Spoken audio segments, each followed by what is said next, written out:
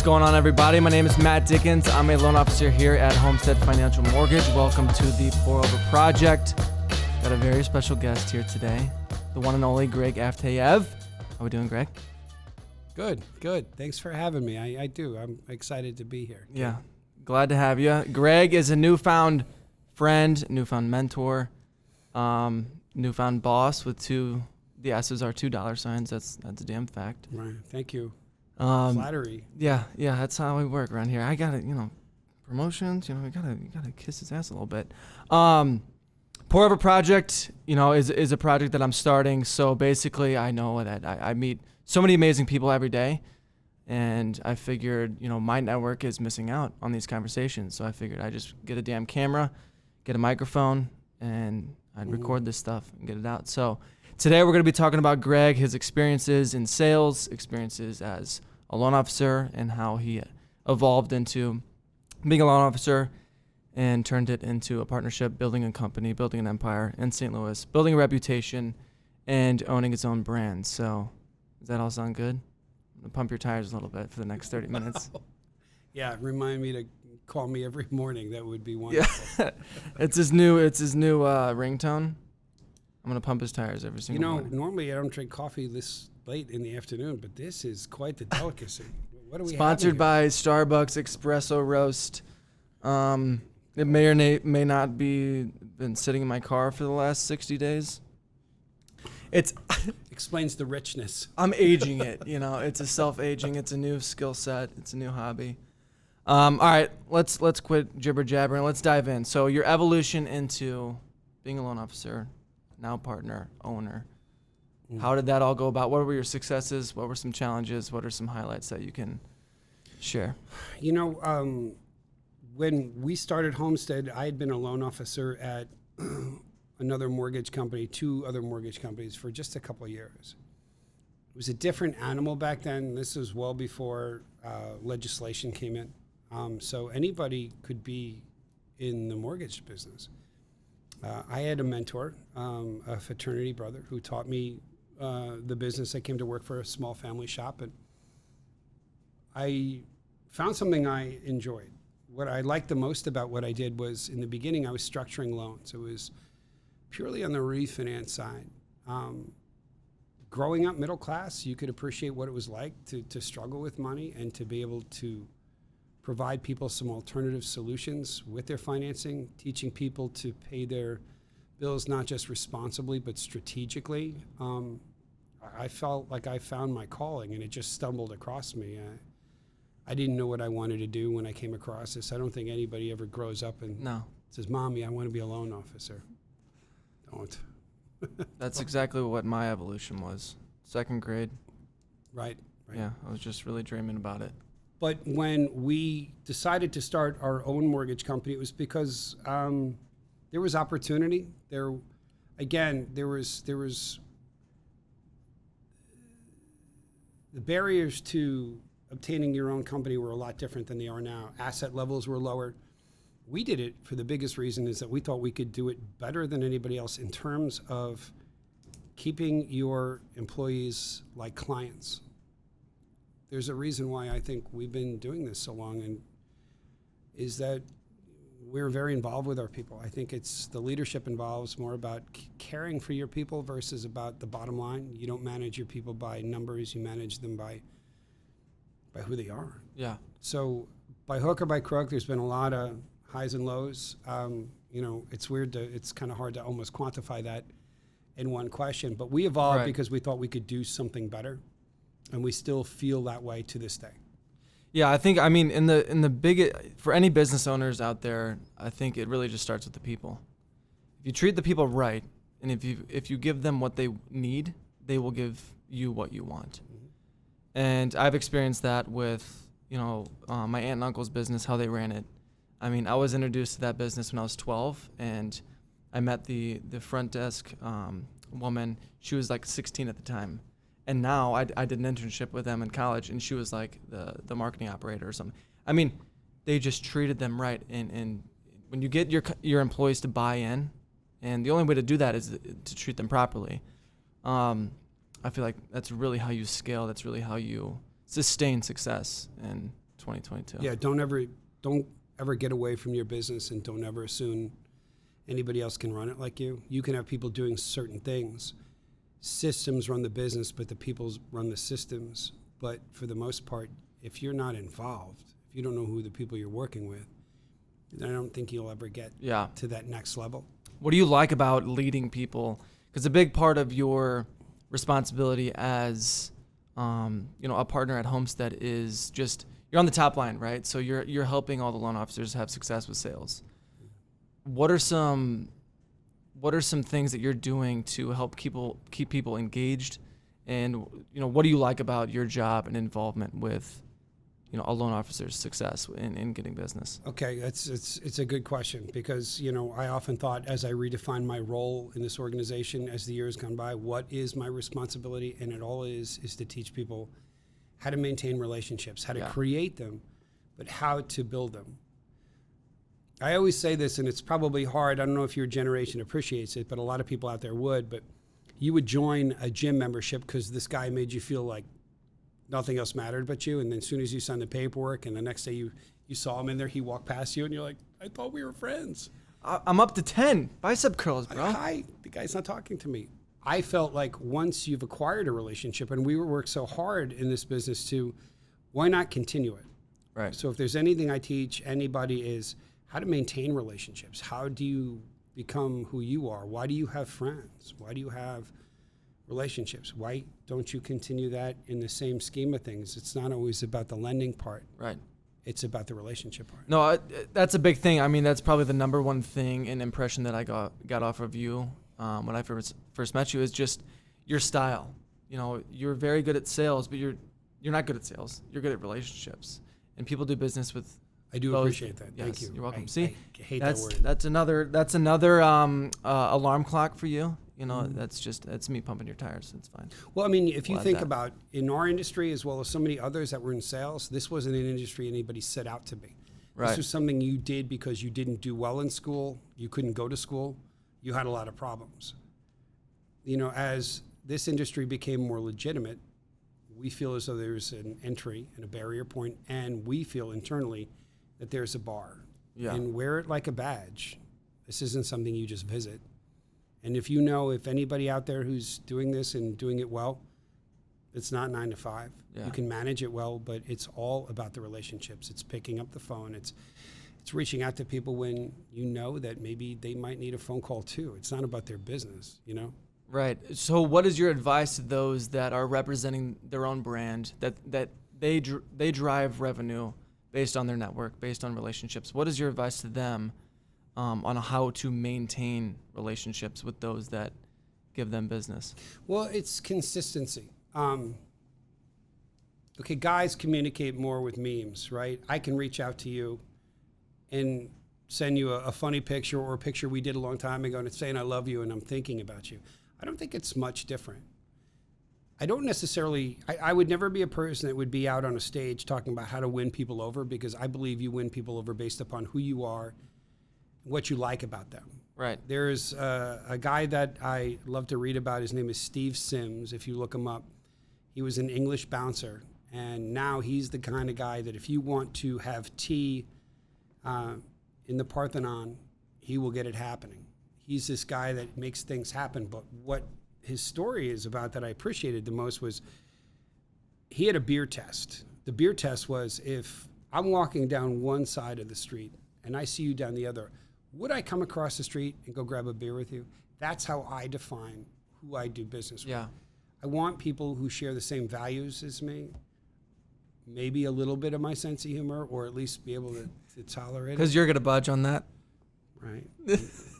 Maybe they enjoy a drink. I don't know. Yeah, maybe. But I think when you find like people, you can relate to them more. And I find that the majority, and probably your more successful loan officers out there, they're friends with these people. Right. They reach out when things are going on in their lives. It's not just a card here or a card there. And I think that, speaking for myself, like early in my career, I'm on desperation mode. I'm on maximum thirst mode, and people could sense it, And as you get into a little bit more of comfort and a little bit, stabilized a little bit, you can actually define who you want to do business with.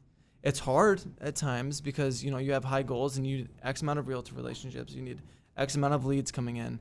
And when you don't have that, that thirst and drive starts creeping back in and starts sweating out of you. I think it's very important to maintain who you are and being strict on who you want to do business with, because not everyone is going to fit your mold.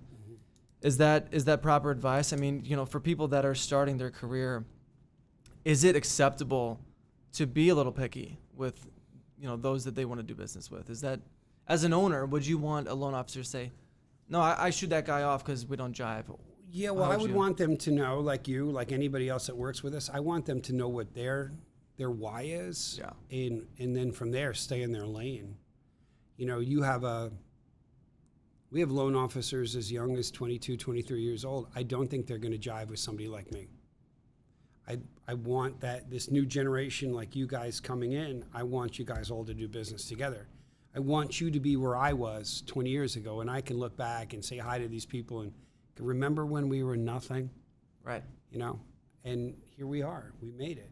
So I believe you need to find out where you think your sweet spot is, where you can be honest and real, and you have the ability to be candorous with these people. Yeah. So, I think that beats the drum of maintaining relationships. What about acquiring relationships? I think a big, pillar for you is being authentic. Some of the stuff that you say to people, a lot of people are like, how the hell does he have the confidence and cojones to say that? But you do. That is alcohol abuse. There is medication for it. I won't take it. We'll put it on the bottom of the screen. There's going to be a long smorgasbord of symptoms. Yeah. Help. Yeah. Which camera should I? It's an SOS. Don't mind the red smoke that's going to be coming under this island. But, being authentic it's tough, but it's so important. Especially in 2022, you have the drip campaigns that are all email blasts. I have to think of myself as a consumer as well. What am I doing every night? I'm going in my damn email. I'm seeing 75 emails. I'm not looking at shit. Mm-hmm. It's a delete, delete, delete, delete, delete, delete, delete. So I think a big part of, broadening from the horizon and kind of separating yourself from the crowd is being authentic. Because everyone's doing the drips. Everyone's saying, oh, I got the best product. How do you have the balls to be authentic in this market, in this generation? Because you're Russian? That is everything to do with it. I do believe that when you have good communication and you're comfortable in who you are, it's okay to introduce yourself. And you've said it best. I mean it, young Squire. I call you Squire, yes. And I mean it affectionately. I think you're the bee's knees, kiddo. I think you're that next generation. But you said, are you open to a conversation? Right. So when you reach out to somebody, and now it's a social media platform. Back in my day, it was burn the phones. And then you could say you could strategically text.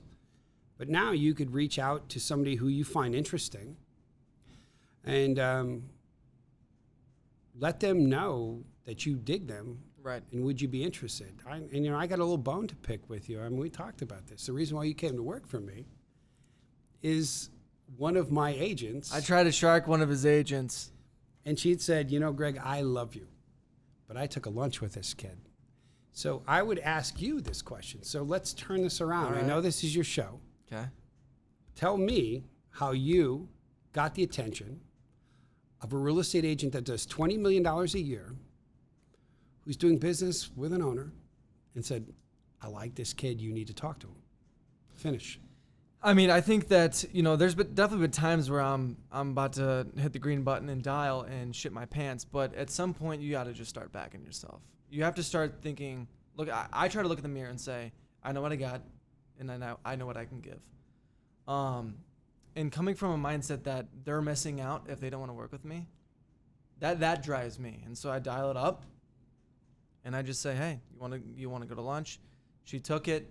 And then from there, this is a big thing. And this is, honestly, I've had a little bit of aggravation with people. I'm going to lunches, and a lot of them are with sales individuals, and they sit there and talk about themselves 24/7. Mm. That's the last thing I will ever do. And as soon as you do that, I'm out. And so I just want to listen. I want to ask questions that are engaging, but I want to ask questions about your future because I want to try to get in there. At what point can I weasel in and be a part of your future and help you achieve your goals. I'm not going to sit there and talk about mortgage products, rates, down payments. You know, it has to start with, relationships and trust. You do not build a relationship based on mortgage guidelines. Okay, so but you were very consistent with this particular agent. Yeah. You saw. Now this is a tip. This is a granular tip. You saw one of her sales on a home, stake in the ground. Yeah. And you began on that. You asked how things were going. You reached out and wanted to know more about her. Yeah, I think the biggest thing is it's very hard to build a relationship that's cold. So find a common denominator, find some type of mutually but not beneficial, but mutually experienced subject in which was I was walking around my neighborhood. I was doing 75 hard. I've gained a lot of weight since then, but that's besides the point. 75 soft. Yeah. I am now 75 flubby. But I'm walking around my neighborhood and I see a for sale sign. And so call the agent. And so that boom. Now we have we have now experienced something together. Hey, I saw your house. You got that off the market in 2 days. Congratulations. Tell me more about it. Instead of, hey, Jessica, I found your name on Google. I searched the top 100 agents, and I'm wondering if we can take a meeting. It's like, I mean, you're not even going to get to take a meeting. They've hung up. Mm-hmm. So I think that a huge thing for those that are trying to build a book of business is find a network and find a pool of realtors, lenders, insurance agents, whoever you want to market to. Build that pool based on relationships or a common ground is a great start. Mm-hmm. And then from there, just ask them questions. Everyone wants to talk about themselves. So. No, you ask for advice, but you're kind of an old soul. I mean, a lot of props to that. I mean, I don't think there's anything different because there's no such thing as sales except telling people what you do well. That's not really selling. That's more like telling. Because all I could provide a financial planner, real estate agent, is accountability. Yeah. I promise you that I will take care of your clients. I will make you look good. There's no guarantee as to what's going to happen. And if you do that and you're fast with your good answers and you're fast with your bad news, you're going to develop a relationship. Something's going to fall out. Right. And if you like them, it doesn't necessarily mean some of the agents that I've done business with, we went to lunch for 2 years before I ever got a chance to look at anything. I happened to like them too, so it wasn't so bad. They didn't disrespect me. I wasn't lower on the food chain. But just patience, discipline, consistency. I mean, you wouldn't even have been provided that opportunity to have a relationship, go to lunches for 2 years if you were sitting there talking about mortgage guidelines. You're sitting there talking about the football game, their kids' soccer game. What are you doing? How's your weekend? How's the summer going? What can I help with? I mean, over the last 5 years, non-QM financing, all these different things have reared their heads. Things have changed. I mean, it's like whack-a-mole. Yeah. All you could do is be you. Because the products and the programs that we are pushing right now, as a direct lender, doesn't mean I necessarily can sell them on the secondary market. I have to change as everybody else. So all I'm doing is providing confidence in who I am, that I promise them accountability. Yeah.